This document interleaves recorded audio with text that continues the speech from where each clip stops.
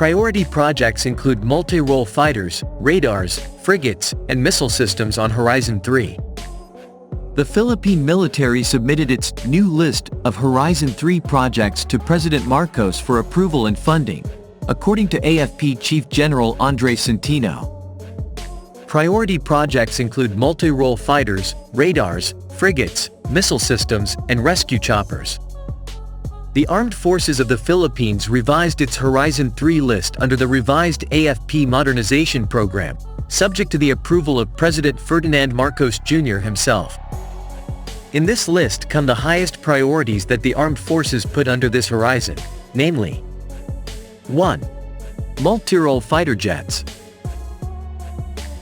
2. Frigates.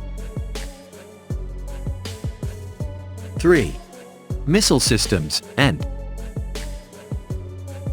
4. Rescue helicopters. The first three items are interesting to see, as all of them provide additional security for the country's national defense. Especially regarding the multi-role fighter jets, whereby the number of squadrons provided under the revised AFP modernization program may be satisfied. As for the frigates, it means that there might be an additional pair or more, still at the discretion of the government and subject to the availability of funds.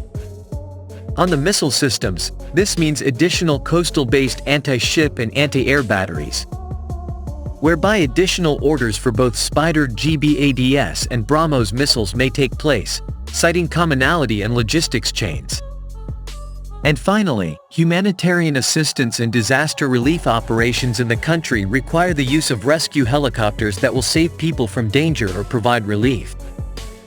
Relief goods to people, while getting combat utility helicopters assigned elsewhere is equally important. Overall, the list provided is simply a draft and may change over time. But we do hope and aspire that the priority items provided may get the funding, the signatures, and the push to materialize their process.